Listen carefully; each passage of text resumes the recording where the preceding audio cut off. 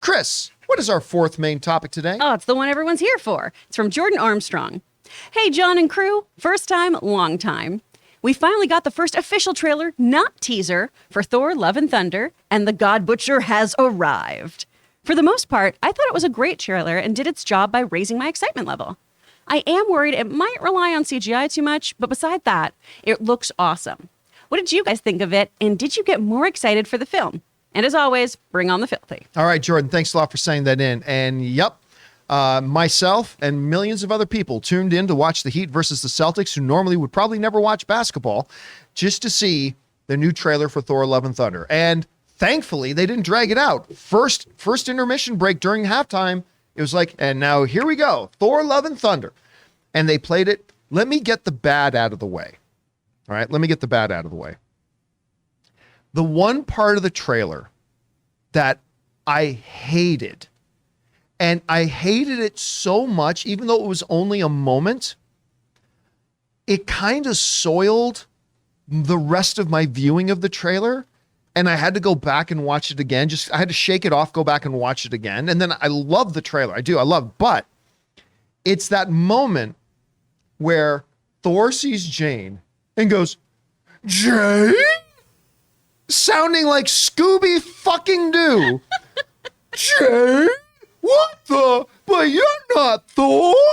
It was so cringy and so bad. It actually kind of lowered my entire enthusiasm for the show. It's like, ah. And then just the rest of the trailer played as my head was hanging half low. It's like, Jane? What? I just couldn't believe how bad that moment is. And I can't believe they put it in the trailer. It's a really bad moment. That being said, I went back and started watching it again. And I said, in my mind, just isolate that moment out of it. I isolate the Jane moment out of it.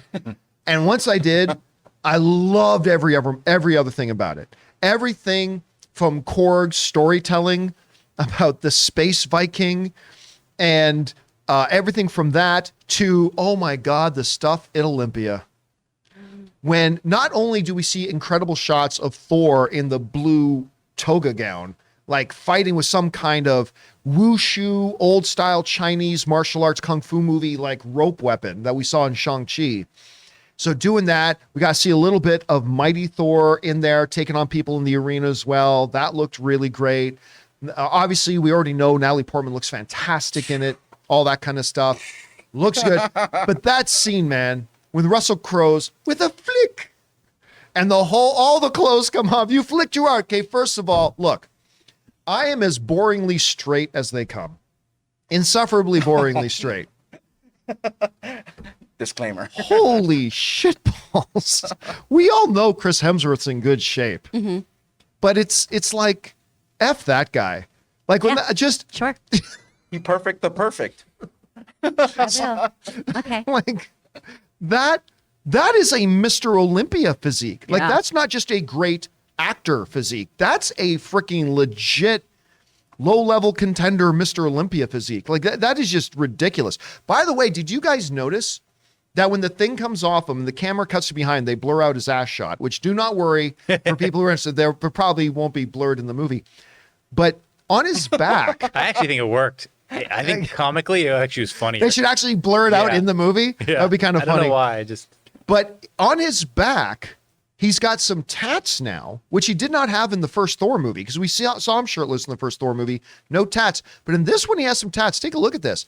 This is like zoomed in on the shot, and he's got a Loki tat on his back, probably to honor his brother, who died trying to save him in the events of Infinity Wars, the classic Loki helmet that Loki is known for. Then he's got, looks like underneath that, like a broken heart, which I don't know if that's supposed to be a Jane reference or whatever. And I can't quite make out some of the other stuff. But anyway, I just thought it was pretty cool that he's got a Loki tattoo on him. I thought that was kind of neat. I don't think that points to, Tom Hiddleston making an appearance in the movie, but if he does, that'd be pretty good. So that looks great. That looks awesome. But of course, the showstopper, the main event. Deadass? What? That ass. We will now uncensor that picture. That ass? Exclusively. The showstopper, the main event, Gorr the God Butcher. Now, of course, we had a look at Gorr before. Yeah. But, and it wasn't any of the scenes. The stuff that we saw was not in this trailer. It's stuff we saw was even, I think, even freakier. But he looks awesome. He looks so good. That one scene, too, when he says, "You're not like all the other gods I've killed." That's just the freaking creepy look. And, John, let's bring up the main thumb of the show again here for a second. Look, and by the way, this scene that this happens in, I don't know. Like I said before that I doubt that Null, the symbiote god, I said I doubt that he's going to be in this, but I don't know. But as Gorr is walking into this room and takes the cloak, the helmet off, not the helmet, the hood off, he's walking into this room where you see what looks like black symbiote stuff moving around. So I don't know if that's what they're moving into. We can go back. Looks like the nun from. Oh, yeah, the nun. Oh yeah, it looks The like the Conjuring. nun. What did you call him earlier, Ray? Oh, Powder didn't age well. Powder. He said Powder didn't age. I don't know well. if anyone in the chat. I don't know if anyone's gonna get that It's a reference. while back. It's a throwback. Powder from the movie Powder. But you know what, John? I have to say, how some kids came out of Doctor Strange 2, they might get a little bit of freaked out by this thing too. Christian Bale. He looks like someone I'll be rooting for though in the movie. Like his purpose, it might be something I might get behind. You know, if he's been wronged a little bit, he just wants to take out everyone who's wronged him. Well, not everybody's wronged him. Well, Like somebody wronged him. Now he wants to take out everybody else that's like them. association. But I don't know. Here's the thing too. Like there is 0.5% of the movie going audience, 0.5% of the movie going audience has ever actually read the Gorr story in the comics, whether God Bomb or the other one. I can't remember what the name of the other story is, but they haven't. Nobody knows it, right? But the 0.5% who have seen it are like, well, wait a minute, that's not how he looks in the comic book. In the comic book, if you saw him, it would clearly have to be CGI'd. Yeah. If you're gonna It's do that Twilight thing. yeah, if you're going to do the way he looked in the comic, it would have to be CGI'd. And there's a couple things to keep in mind here. Number one, there were 10 times more people who knew who Thanos was than know who Gorr is, right? Number one, nobody knows what he actually looks like in the comics anyway, other than that 0.5%. The second thing is, if there was something about his appearance that was important to the story, then I would say maybe they should have gone the CGI route. But since number one, 99.5% of the movie going audience has never seen an image, has never read the Gorr story in the comic books, have no idea what he's supposed to look like. Yeah. And number two, since his physical appearance really has no bearing on the story whatsoever, I think them making the decision to go with the aged Powder, to go with this look was probably the right decision. And I think, and it's going to let one of the greatest actors in the world, Christian Bale, really shine in the role. Yep. And that's going to be the key thing. I think it would have been a shame at this point to cover up an actor like Christian Bale with CGI. I just don't see the point of that. Yeah. Guys, we want to thank the sponsor of today's video, Mint Mobile. You know, the one with the delightful ads with good Canadian kid Ryan Reynolds. So look, after years of fine print contracts and getting ripped off by big wireless providers, if we've learned anything, it's that there's always a catch. So when I first heard that Mint Mobile offers premium wireless starting at just $15 a month, I thought, what's the catch?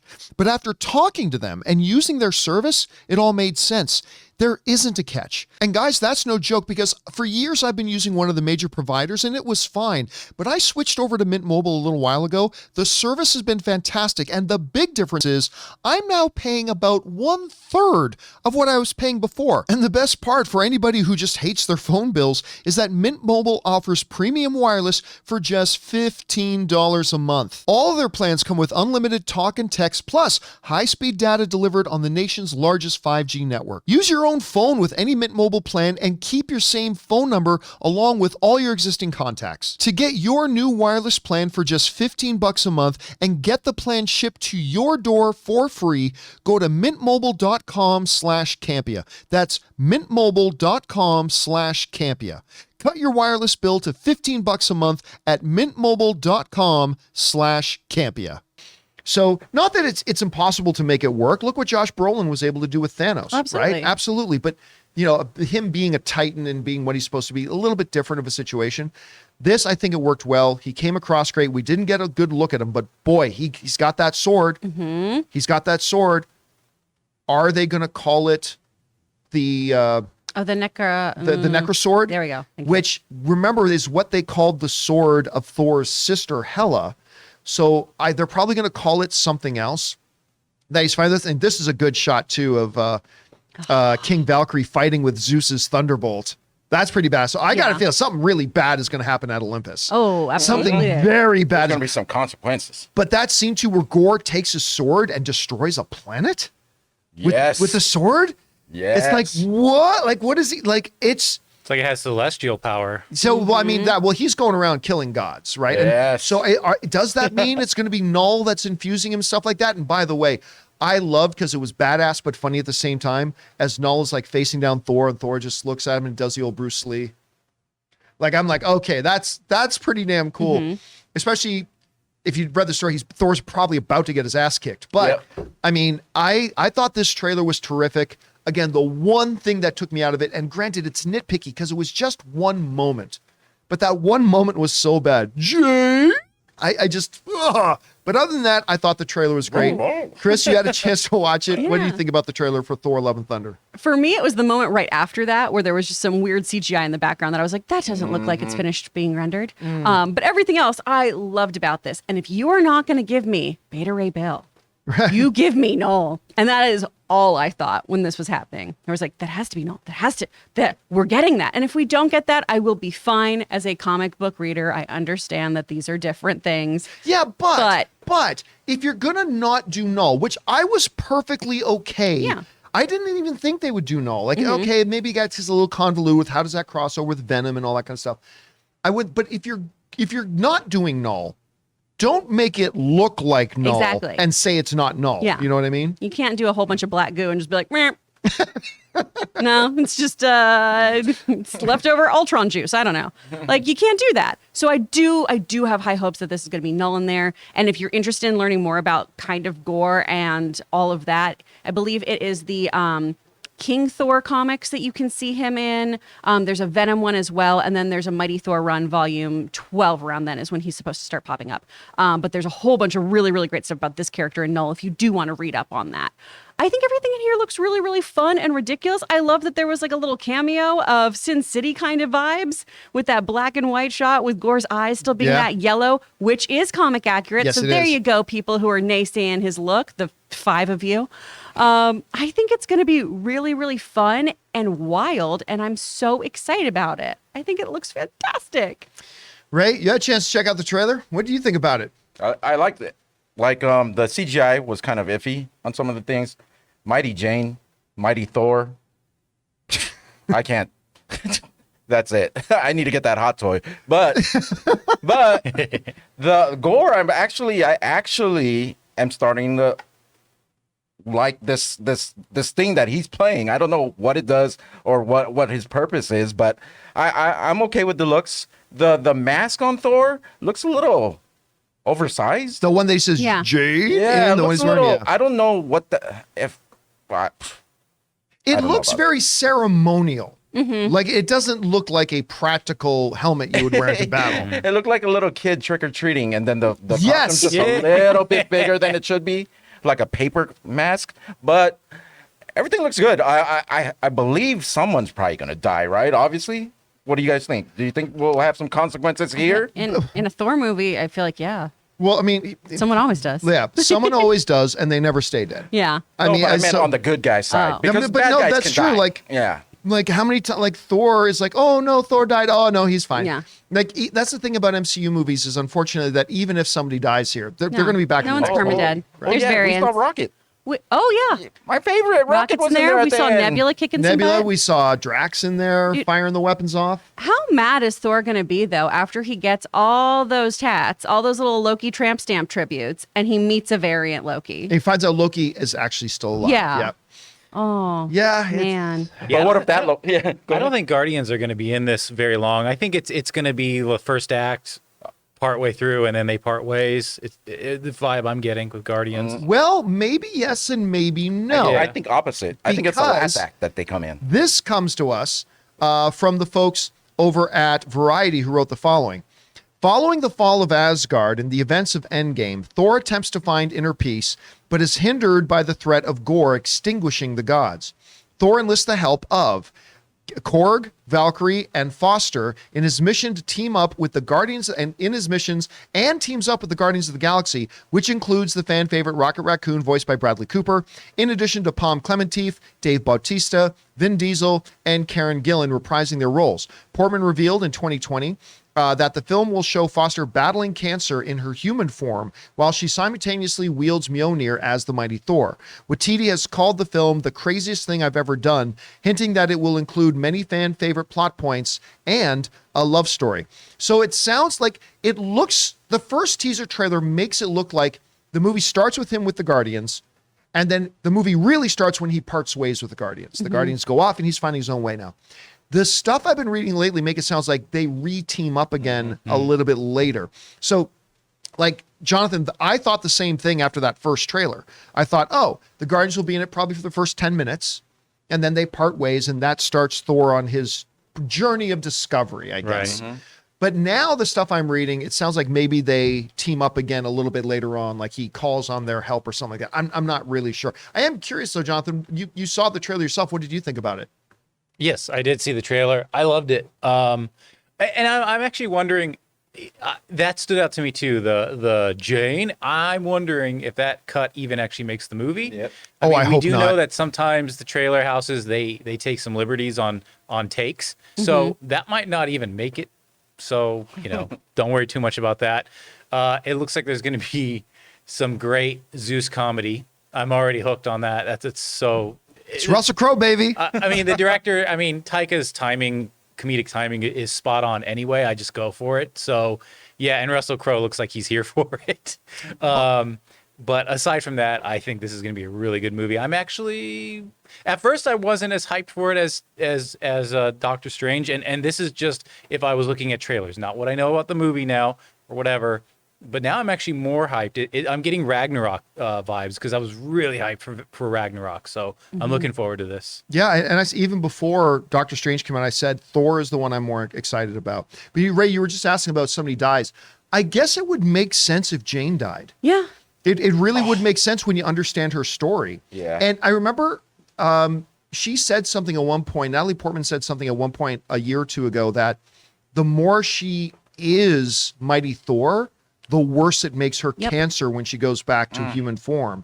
So I got a feeling at some point she's going to have to, you could help Thor now, but if you do, you'll probably die because that'll use so much of your power, blah, blah. I don't know. So I walk back what I said before. I think that maybe Jane could die in this. But it would be nice to see that someone with cancer actually survives, right?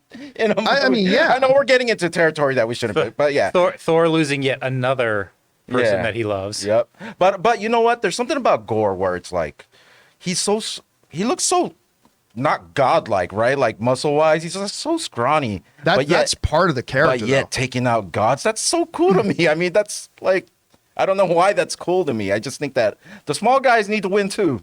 So for those of you who don't know anything about the story about Gorr, and I'm going to make this super Cole's notes. The basic idea is this: he grew up and lived on a world that was ravished by drought. And the people of that world and his people totally worship their gods, all that kind of stuff. They always believed the gods would come and help them, give them rain, but they were always suffering, always dying, starving, dying of thirst, the whole bit. And then finally, when Gorr's wife and child die, he's like, that's it. Screw the gods. Blah, blah, blah. And he gets cast out as a heretic from his people. Oh, yeah. Eventually comes across some beings we might have gotten a little bit of a glimpse of in the trailer there, vows vengeance on all the gods across the universe. He comes across a god that has crashed down during a fight with another god, ends up killing him, takes his... I'm about to go back to the Walmart and check if they have that Gorr figure still there. I'm about to buy that thing, Oh, man. the story is like it's Shakespearean. Like It the is. mythology of Gorr and the background of Gorr is, and the tragedy of Gorr is like I said, it's Shakespearean. His life mate dies. Most of his children die. Yeah. And Christian It's Bale. horrible. It's really, really tragic. And that's why he is, I am born anew, baptized in the blood of gods. Yep. It is such a great line. Oh, it is so intense. And I cannot wait to see Christian Bale playing this. It's going to be great. Anyway, guys, question is for you. Did you have a chance to watch the trailer for Thor Love and Thunder? If so, what did you think? Whatever your thoughts are, jump on down to the comment section below and leave those thoughts there.